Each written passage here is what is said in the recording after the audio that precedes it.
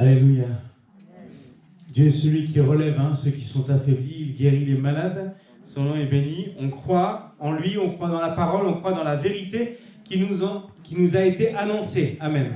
Nous avons cette connaissance de la parole de Dieu, de cette vérité, et nous remercions le Seigneur de s'être ouvert à nous et de nous avoir révélé cette vérité si précieuse. Et nous ne voulons pas garder pour nous cette vérité comme un trésor caché, mais nous voulons le répandre. La parole de Dieu, l'évangile, est un trésor qu'on partage, qu'on diffuse. Et souvent, quand on trouve un trésor, on peut trouver encore les trésors. Aujourd'hui, des fois, on tombe sur des articles où des gens se promènent en chemin ou à la chasse. Tout d'un coup, ils voient quelque chose de brillant. Ils creusent un petit peu et ils trouvent des pièces d'or. De l'époque des Gaulois et tout ça. Et en général, un trésor, quand on le trouve, on le garde pour soi. Mais le trésor que Dieu nous a envoyé, son nom est Jésus-Christ et il se partage. Il est pour tous. Et le cadeau est le même pour chacun d'entre nous. L'amour de Dieu est inconditionnel. Dieu ne regarde pas notre couleur de peau, au milieu duquel on vient, ou du pays duquel nous venons, ni la langue que l'on parle, mais le Seigneur nous bénit tout entier. Et on sera nombreux dans le ciel, de venir de différents endroits, mais on sera tous rassemblés au même endroit pour ceux qui auront cru, mis leur foi en Jésus-Christ et dans la parole de Dieu. Amen. On va ouvrir la Bible maintenant quelques instants. Je ne sais pas si vous vous souvenez du thème que j'ai abordé la semaine dernière et que je n'avais pas terminé, je terminerai aujourd'hui. Être des témoins dans le monde. Alléluia. Le diapo va s'afficher. Être des témoins dans le monde. On avait vu en première partie Genèse 19 avec un personnage particulier. Je vous fais travailler aujourd'hui. Eh oui, vous n'êtes pas en vacances. Alors, la semaine dernière, qui a-t-on vu? Quel exemple avons-nous pris dans la parole de Dieu? En 3 lettres. Le Lot. Ah, Lot. On se souvient de Lot. Et Lot, qui avait dressé ses tentes juste devant Sodome. Et puis qui finalement avait fini par habiter dans Sodome. Et je me suis posé la question, quel témoignage a-t-il rendu aux habitants de Sodome? Et on avait abordé ces textes ensemble et imaginé une réflexion autour du témoignage que Lot n'avait sans doute pas rendu à ces hommes qui étaient là. Mais Dieu lui a fait grâce et il l'a sauvé. Que le nom du Seigneur soit béni. Nous ne sommes pas du monde, nous ne sommes plus du monde lorsqu'on a connu Jésus-Christ, mais nous vivons encore dans le monde. Quel témoignage donnons-nous dans ce monde? Dans l'Église, mais aussi dans le monde dans lequel nous vivons. Quel témoignage donnes-tu lorsque tu travailles, lorsque tu dors? Quel témoignage donnes-tu dans ta maison? Quel témoignage donnes-tu auprès de tes amis, auprès de tes connaissances? Quel témoignage donnes-tu lorsque tu es sur l'ordinateur? On a beaucoup de visioconférences aujourd'hui, quand on discute avec les uns et les autres. J'aimerais qu'on puisse voir aujourd'hui un deuxième personnage, et son nom c'est Céphas. C'est dans Galates 2. Alors, on va passer les diapos de la semaine dernière. Hop, je suis allé un peu loin peut-être. Non. Voilà. Est-ce que vous savez... Ben, ça s'est affiché. Est-ce que vous savez qui est Céphas? Il a un don. Il a un don, celui de s'effacer quand ça va mal. Céphas. C'est Pierre. Je ne sais pas si vous le saviez, mais quand dans la Bible on entend parler de Céphas, en fait il est question de Pierre, le disciple. Alors vous allez dire, moi j'en perds mon latin. Non, c'est de l'araméen. Simon, ensuite il s'appelle Pierre, maintenant on l'appelle Céphas. En plus, dans le texte qu'on va lire aujourd'hui, il est question de Jacques, Céphas et Jean. Et on se demande pourquoi Jacques et Jean, on les appelle Jacques et Jean. Et puis tout d'un coup, Pierre, on a changé son prénom. Je n'ai pas la réponse à ça, mais je me dis que Paul, quand il écrit aux Galates, il a envie de porter l'attention sur ce fameux Céphas qu'il a bien encadré entre Jacques et Jean et dont il a donné le nom en araméen. Céphas, c'est Pierre. Vous le saviez? Il y en a qui le savent, d'autres qui ne le savent pas. Maintenant, tout le monde le sait. Alléluia, on progresse tous avec le Seigneur. Et je bénis Seigneur du texte que nous allons lire ce matin. On va parler de Pierre, surnommé Céphas, qui a eu un comportement assez particulier à un moment de sa vie. Pas un seul moment de sa vie, mais en tout cas ici nous allons le lire. Prenez avec moi Galates chapitre 2, versets 9 à 14. La Bible dit, Jacques, Céphas et Jean, qui sont regardés comme des colonnes. On passe au verset 11. Mais lorsque Céphas vint à Antioche, je lui résistai en face, c'est Paul qui parle, parce qu'il était répréhensible. En effet, avant l'arrivée de quelques personnes envoyées par Jacques, il mangeait avec les païens, et quand elles furent venues, il s'esquiva et se tint à l'écart par crainte des circoncis. Avec lui, les autres juifs usèrent aussi de dissimulation, en sorte que Barnabas même fut entraîné par leur hypocrisie. Voyant qu'il ne marchait pas droit selon la vérité de l'évangile, je dis à Céphas, en présence de tous, si toi qui es juif, tu vis à la manière des païens et non à la manière des juifs, pourquoi forces-tu les païens à judaïser? Amen. On est ici face à Céphas, donc Pierre, qui fait preuve d'une certaine forme d'hypocrisie. Pierre a un aspect parmi les disciples devant Jésus-Christ, et puis quand il est en présence d'autres personnes dans ce contexte-là, eh bien il présentera un autre aspect de sa personne, sa personnalité. Et ici, je crois que Pierre est preuve d'une hypocrisie et des autres révèle des motifs. L'hypocrisie de Céphas et des autres révèle des motifs non acceptables de leur présence parmi les païens.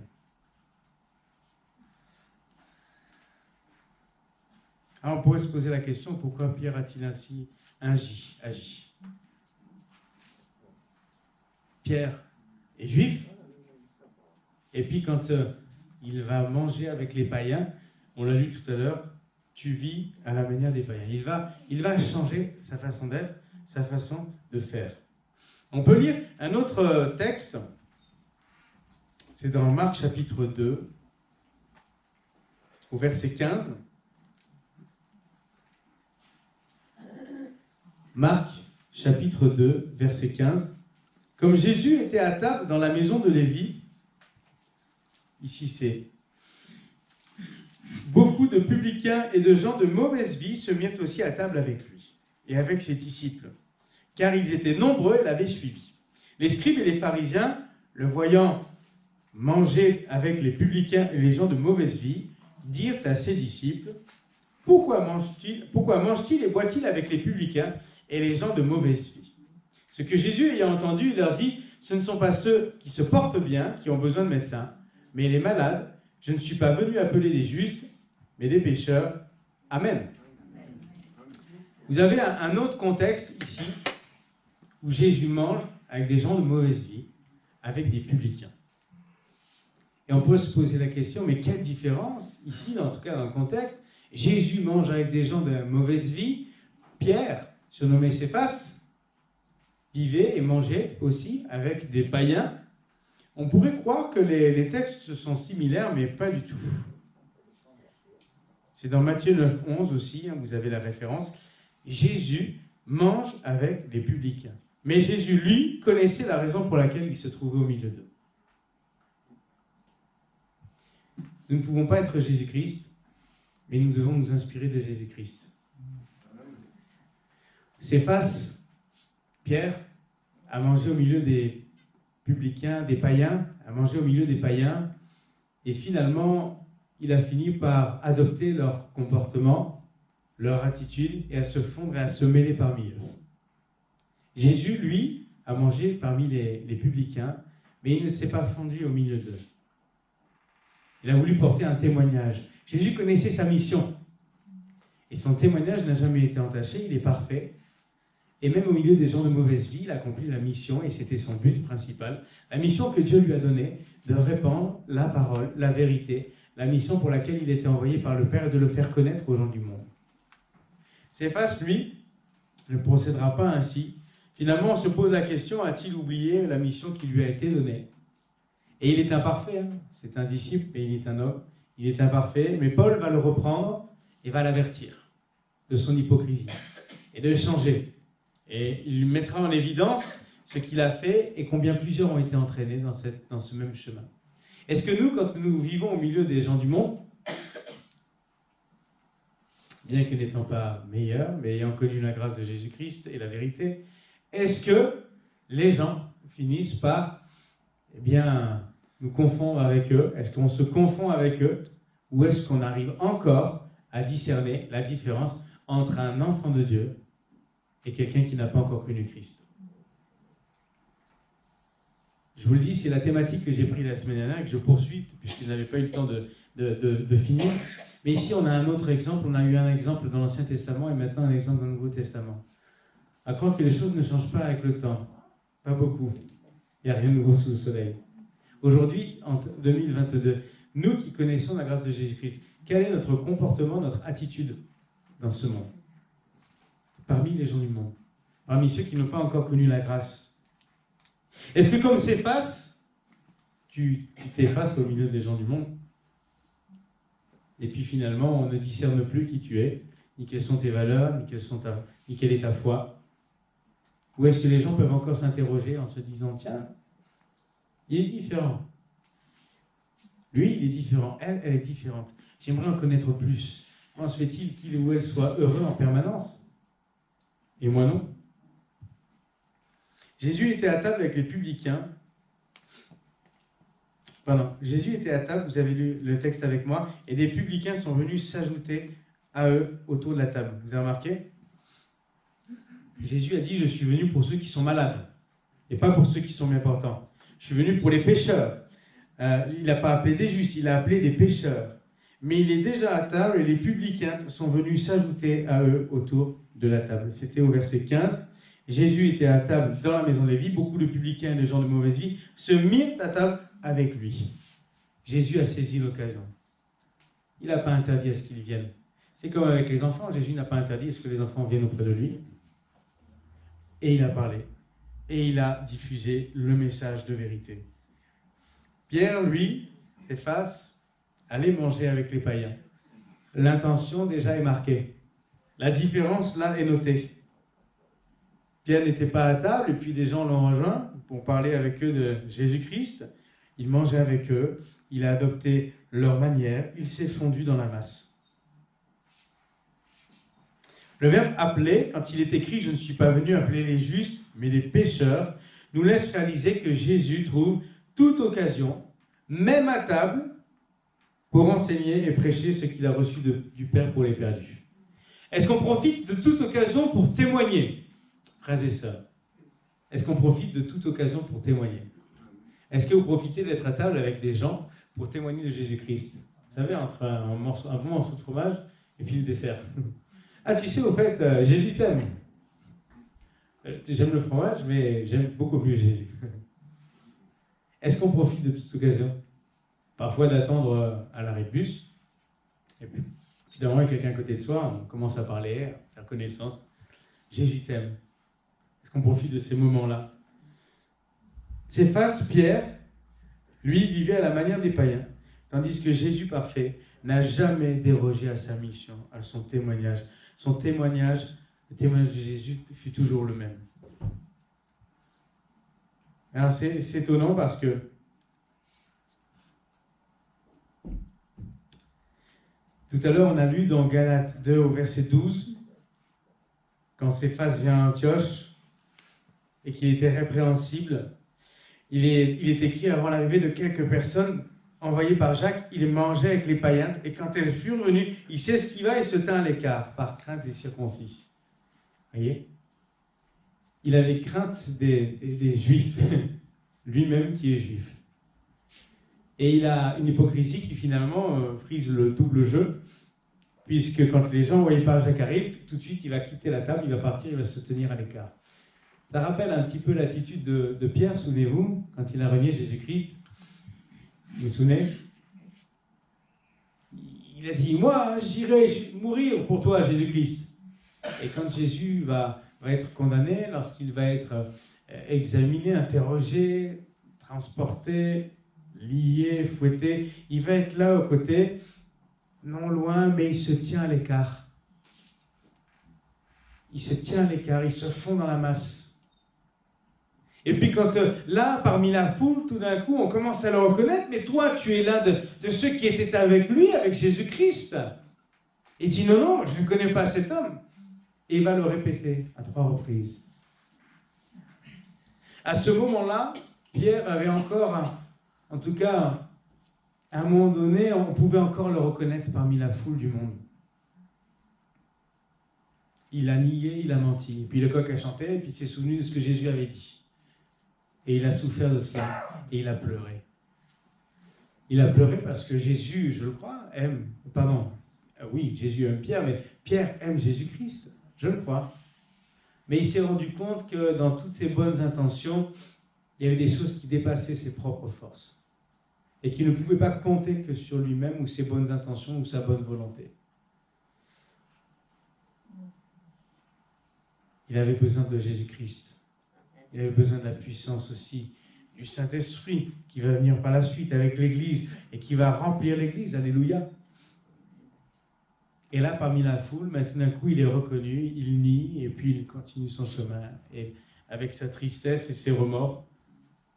Ici encore, eh bien là, il est parmi les gens païens et tout d'un coup, il se tient à l'écart quand ceux qui sont les disciples ou envoyés par les disciples viennent à sa rencontre et il a la crainte des circoncis. Ça veut dire quoi? Ça veut dire qu'il savait ce qu'il faisait. En tout cas, il en avait conscience. Parce que sinon, il ne se serait pas mis à l'écart. Ses faces ne se seraient pas retirées s'il n'avait vu là aucun problème. Donc, il avait conscience dans son cœur que ce qu'il faisait, là où il était, où le propos, les discussions, sa manière de vivre, de faire, parmi les païens, il s'était identifié aux païens et il faisait comme eux. Il y avait quelque chose qui clochait.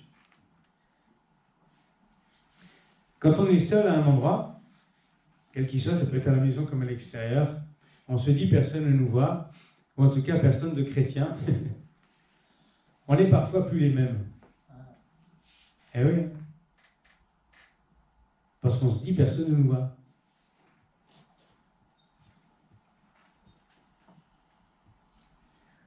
Et finalement, un jour, on croise quelqu'un, on ne s'attendait pas, on était là en train de marcher dans la rue, en compagnie qui n'était pas forcément bonne. Et puis on croise un autre chrétien, tout de suite on change de trottoir, on change de chemin, on part pourvu qu'il ne m'ait pas vu. On a beau user de stratagème, le Seigneur voit tout. Dieu voit tout. Dieu voit tout et il te voit. Où que tu ailles. Même si tu penses être seul et à l'abri des regards, le Seigneur te voit. Quel est ton témoignage? Quel témoignage portes-tu? Et c'est là où quand donc les autres viennent, tout d'un coup, il va changer d'attitude. Et il change, du coup, peut-être de prénom. Il y a le même personnage, un coup il s'efface, un autre il est Simon, un autre il est Pierre, peut-être qu'il s'adapte en fonction des circonstances. Pierre, ce serait peut-être la facette bonne de cette personnalité, s'efface. Ce personnage qui au milieu des païens finalement va se fondre. Que faisons-nous lorsque nous avons l'impression d'être seuls? N'oublions pas que Dieu nous voit. Je le dis non pas pour avoir une crainte et être terrorisé au point de ne plus rien faire, mais c'est une vérité que je cite. Et c'est à nous, je crois que Dieu nous rappelle à vivre en toute honnêteté, déjà avec nous-mêmes et avec Dieu. Si tu aimes Jésus, tu marches avec lui. C'est tout instant de ta vie. Quelles que soient les personnes que tu fréquentes, ou avec qui tu peux avoir certains échanges, certains contacts, même si parfois ça n'est qu'une seule fois. Tu dois continuer de proclamer la vérité qui est en toi. Alléluia. Et Paul va reprendre, vous imaginez quand même Pierre, c'est assez étonnant cette situation. Hein. Mais Paul s'est senti le devoir de mettre en évidence cette vérité.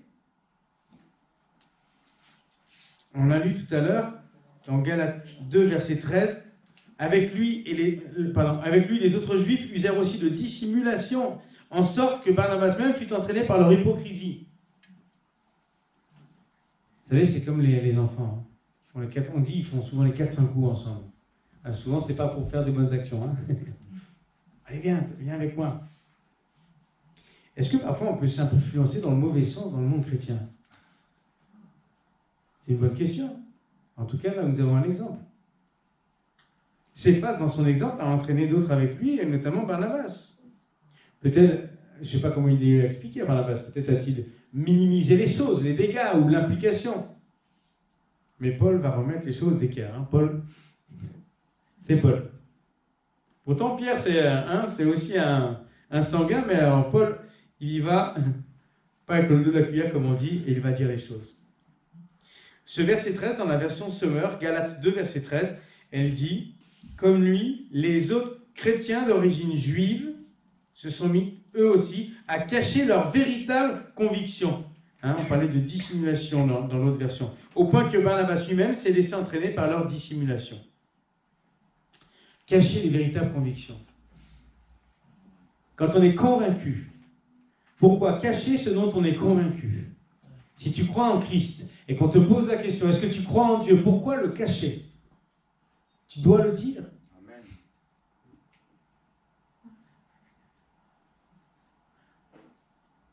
Parfois, on est tenté de se fondre dans la masse pour toute autre raison. Par peur de ce que les gens pourraient dire de nous. Alors, si je dis que je suis chrétien, si je commence à dire que je vais à l'église le dimanche, qu'est-ce qu'on va dire de moi? Qu'est-ce qu'on va penser de moi? On va me railler, on va mettre de côté. Pourtant, je peux te donner un indice pour t'aider. Dis-toi que tous ceux qui sont en face de toi et qui ne connaissent pas Christ sont destinés pour le moment à l'enfer. La Bible parle du lac de feu. Et que toi, tu es là sur leur chemin et dans leur milieu, non pas pour te fondre avec eux, mais pour briller au milieu d'eux. Amen. La Bible nous dit d'être des témoins. Elle nous dit de briller. Tu dois mettre en avant tes convictions. Je me pose cette question, comment on peut cacher ses véritables convictions? Si une conviction, c'est déjà une vérité qui est en nous et qui est ancrée, dans laquelle on croit, indubitablement. Mais en plus, le texte précise les véritables convictions. Comment on peut cacher cela et dissimuler cela? Soyons fiers de Jésus. Soyons fiers de la parole de Dieu. Amen. Vous savez en qui vous avez cru. Je sais en qui j'ai cru. Alléluia. Jésus, le Sauveur, celui qui a vaincu le péché, celui qui a vaincu la mort, celui qui est ressuscité. Existe-t-il de nom plus grand que celui de Jésus-Christ? Il n'y en a pas. Il n'y en a pas. Comment peut-on cacher cette vérité? Nous qui sommes sauvés, nous dont le nom est inscrit dans le livre de vie, combien de temps vas-tu encore tenir à cacher ta foi qui est là et que tu dissimules, alors qu'en toi, c'est une ardente conviction, une véritable conviction, c'est impossible. Ou alors, c'est que cette conviction s'est effacée avec le temps, elle n'est plus aussi prenante, impactante qu'au jour où tu t'es engagé avec le Seigneur.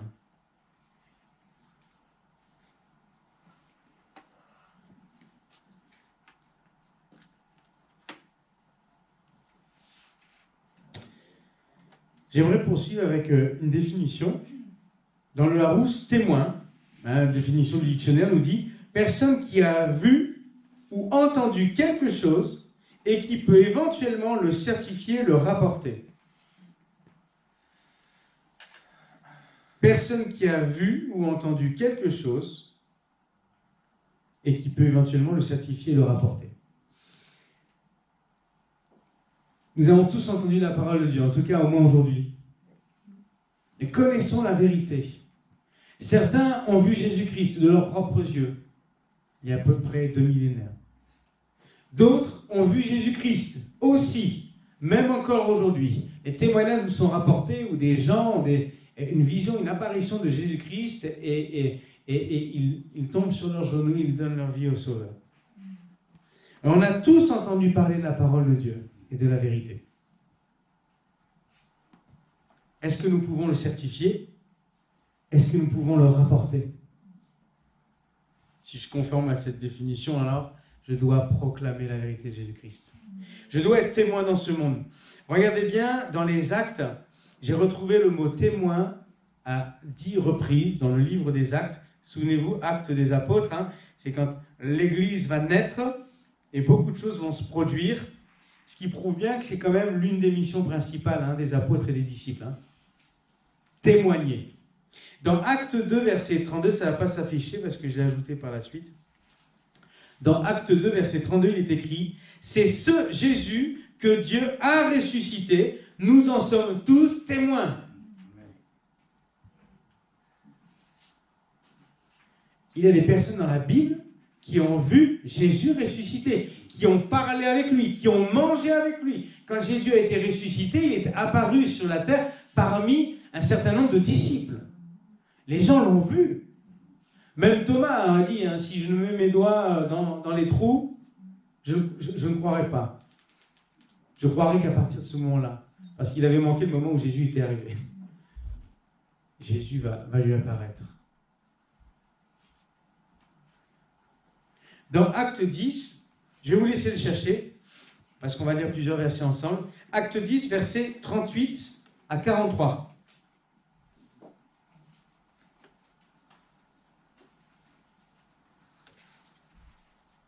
Acte 10, versets 38 à 43.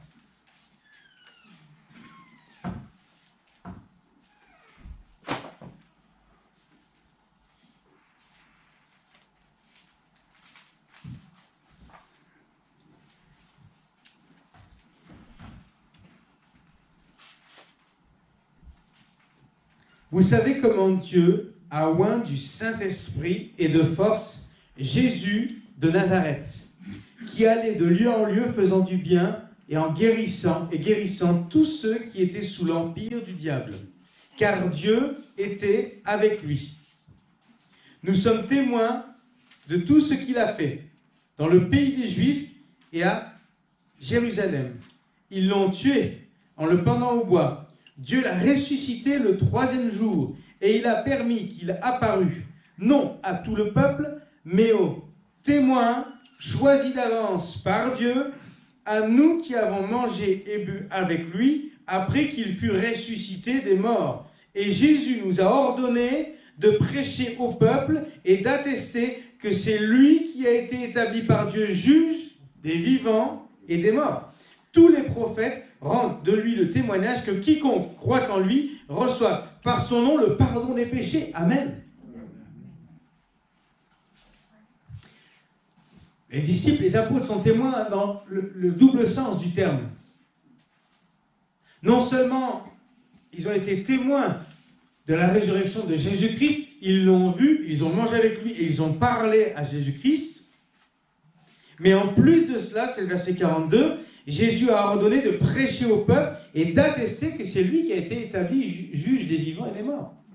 Donc il fallait témoigner de ce qu'ils avaient vu, il fallait proclamer le message et il fallait faire découvrir cette résurrection. Jésus l'avait annoncé, il allait ressusciter, beaucoup n'y ont pas cru, d'autres ont mis en doute, mais son apparition prouve de manière concrète, même pour les plus incrédules, qu'il est bien ressuscité et qu'il est vivant et qu'il a été placé juge. Et il faut proclamer cette vérité. À partir du moment où nous avons conscience de cela, cette vérité est ancrée en nous, c'est une conviction profonde, nous devenons les témoins de Jésus-Christ partout où nous allons. Amen. Amen. Ici, comme au dehors, comme dans sa propre maison. Alors n'ayons pas 2, 3 ou 4 prénoms que nous changeons, vous savez, comme une étiquette avec un scratch sur le front, que nous changeons en fonction du milieu ou des personnes avec qui nous sommes. Je citerai personne à citer, je me citerai moi. Je m'appelle Nicolas. En grec, ça veut dire le vainqueur du peuple. Et je veux que partout où j'aille, le Seigneur m'entende, ce soit marqué Nicolas sur mon front, en plus du nom de Jésus-Christ. Amen. Amen. Et que je reste le même. Et que je puisse proclamer l'évangile. La vérité d'un Jésus qui vit en nous. Amen. Et qui veut se révéler. On a tous cette mission à remplir. Les témoins dans ce monde. Et Jésus a été oint du Saint-Esprit et de force pour aller de lieu en lieu guérissant, faisant du bien à tous ceux qui étaient sous l'empire du diable. Nous, les témoins, nous devons accomplir et poursuivre cette mission. C'est dans Acte 2, la Pentecôte, que les disciples vont recevoir l'Esprit. Et Acte 1, verset 8, il est précisé pourquoi. Vous recevrez une puissance, le Saint-Esprit survenant sur vous, et vous serez mes témoins à Jérusalem, dans toute la Judée, dans la Samarie, vous voyez, on s'éloigne au fur et à mesure, et jusqu'aux extrémités de la terre. Dans Acte La question d'être témoin est prépondérante et elle se développe en même temps que l'Église se développe et en même temps que le Saint-Esprit est répandu de manière exponentielle sur tous ceux qui croient en lui. On ne peut pas dissocier ces choses. Tu veux être rempli du Saint-Esprit, tu veux croire en Dieu, tu vas être amené à témoigner. Amen.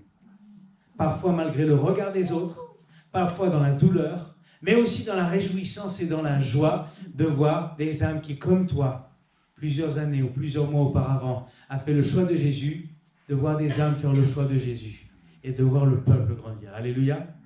Nous devons être les témoins de Jésus-Christ. J'aime beaucoup Pierre dans la parole de Dieu.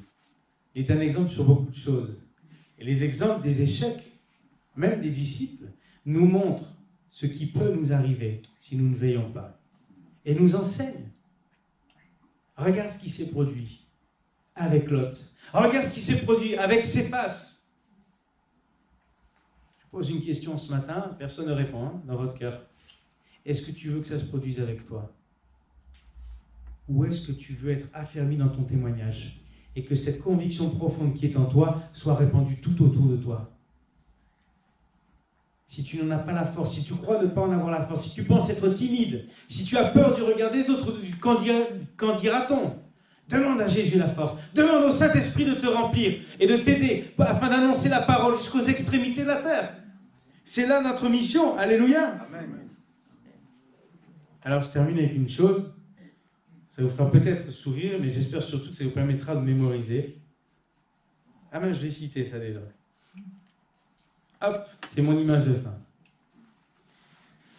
Pierre était devenu tel un caméléon. Vous savez, le caméléon, comment il fait hein? Il touche un objet et il adopte la couleur de l'objet sur lequel il se trouve. Et il se fond dans la masse. Et même il se cache.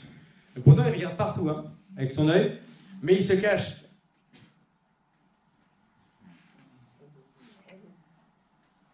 Pierre était devenu tel un caméléon. Parmi les païens, il vivait à la manière des païens.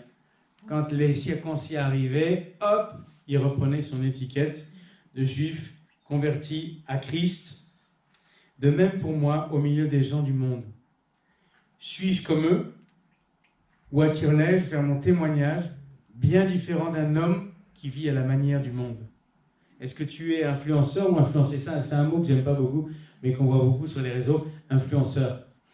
Puis quand on regarde certains influenceurs, on se demande dans quel sens ils influencent, mais ce n'est pas forcément dans le bon sens. En tout cas, ça ne peut pas sauver des vies. Hein. Mais je crois dans la parole de Dieu. La parole de Dieu n'a pas attendu Instagram hein, pour faire des influenceurs. Je crois que nous pouvons être des influenceurs et ne pas être influencés. Alors reprenons l'exemple de Lot, de Céphas, Pierre, et appliquons-le à nos vies en nous demandant, est-ce qu'on doit être influencé? Ou est-ce qu'on peut être un influenceur? Est-ce que je peux emmener, même si je suis seul, parmi 10, parmi 50, parmi 100, est-ce que je peux proclamer ma foi avec assurance, conviction, remplie du Saint-Esprit? Est-ce que je peux prêcher à ceux que je rencontre afin qu'ils connaissent Christ et eux-mêmes donnent leur vie au Sauveur? Alléluia! Ne soyons pas les caméléons. On peut changer de tenue tous les jours, hein, pas obligé de porter les mêmes vêtements, mais soyons des influenceurs. Influençons dans le monde, ne soyons pas influencés. Vivons avec fierté pour Jésus-Christ. Soyons fiers de porter le nom de Jésus. On a le nom d'un roi, d'un prince, et on a le nom du roi des rois, du Seigneur des seigneurs avec nous. Celui qui est au-dessus de toutes choses. Alléluia. Nous devrions trembler à l'idée d'annoncer, oui, je crois en Jésus-Christ. On devrait rougir à l'idée de dire, je pense que Jésus t'aime ou peut te guérir. Non. C'est une vérité. Amen. Et le monde a besoin d'entendre ça. Le monde a besoin, et si toi tu ne le fais pas, et si on est tous des caméléons, alors qui le fera? Oui, je sais, les pierres crieront, mais quand même. Alors, bénissons le Seigneur. Peut-être on va prendre un tout petit temps de prière. Je vous invite à fermer les yeux.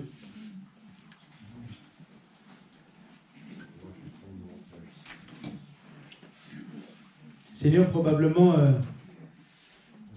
pardonne-moi ma faiblesse dans la façon peut-être dont j'apporte le message. Mais je sais que dans ton Saint-Esprit, tu sauras convaincre les cœurs et tu sauras nous toucher. Merci Seigneur parce que tu as fait de chacun d'entre nous tes serviteurs et tes servantes. Père, je veux te prier ce matin de manière toute particulière pour celui qui n'est pas affermi dans son témoignage. Je prie non comme étant juge de sa propre vie, mais je prie comme étant un intercesseur, te demandant, Père, de relever tous ceux qui aujourd'hui sont dans le doute, hésitent, la timidité, voire renient Jésus-Christ lorsqu'ils changent de contexte de vie. Je prie afin que tu puisses te saisir d'eux, saisir de leur âme, les rappeler par cette vérité aujourd'hui, quelle est la mission à laquelle tu les as appelés, qu'il n'ait plus honte de l'évangile, qu'il n'ait plus honte de Christ, parce que la parole évoque ces choses, et si nous te renions, dans le ciel tu nous renieras, Seigneur. Nous voulons pouvoir proclamer haut et fort que Jésus est le Fils de Dieu et qu'il est vivant, alléluia. Alors que celui qui a perdu de vue cet objectif dans sa vie, celui qui se tient caché en ce moment, alors qu'il a peut-être chaque jour des dizaines d'occasions de parler de toi, ou peut-être depuis des années il côtoie les mêmes personnes, et que ces personnes depuis tant d'années n'ont jamais su une seule fois qu'ils croyaient en Jésus-Christ, bien qu'aujourd'hui ce message soit révélé. Donne-nous d'être des soldats, donne-nous de brandir la parole de Dieu, de pouvoir proclamer haut et fort la vérité. Viens ranimer nos cœurs, Seigneur. Nous qui sommes peut-être morts dans l'évangélisation ou morts dans le témoignage, ressuscite-nous, Seigneur, parce que nous avons besoin de cela, mon Dieu. Le monde a besoin de cela, Seigneur. Et nous sommes tes témoins. Et nous voulons aller aux extrémités de la terre. Viens raviver en nous cette composante du serviteur, de la servante qui se tient devant toi avec fierté, avec honneur, Seigneur, pour le nom de Jésus-Christ, mais en toute humilité quant à l'annonce de la parole, Seigneur. Oui, merci mon Dieu. Bénis-nous, Seigneur, en tant qu'Église. Et relève-nous, Seigneur. Aide-nous à être tes témoins, Seigneur. Aide-nous probablement à être en règle avec toi, Seigneur. Et à donner un bon témoignage, un parfum d'une agréable odeur pour le Seigneur et le Sauveur. Partout où nous irons, Seigneur. Que nous puissions laisser cette bonne odeur de Jésus-Christ. Et que même lorsque nous sommes déjà passés à un autre endroit, les gens sentent encore cette bonne odeur de Jésus-Christ à notre passage. Parce que c'est comme cela qu'ils reconnaîtront, c'est un disciple de Jésus. Alléluia, merci Seigneur de nous bénir. Merci de bénir ceux qui aujourd'hui n'ont pas honte de proclamer l'évangile. Continue de les fortifier, parce que si les temps s'assombrissent, et si la parole nous est diminuée, Seigneur, alors continue, Seigneur, de nous fortifier, de nous remplir de l'Esprit, pour nous permettre en toute occasion, même difficile, de proclamer l'évangile de paix, le salut et la vérité en Jésus-Christ. Oui, merci, Seigneur. Sois béni, mon Dieu, et sois glorifié. Que nous puissions être tes témoins et que nous puissions témoigner jusqu'à notre dernier souffle ou jusqu'à l'instant où tu nous reprendras avec toi lorsque tu reviendras. Que ton nom soit béni et glorifié par toute la terre. Amen.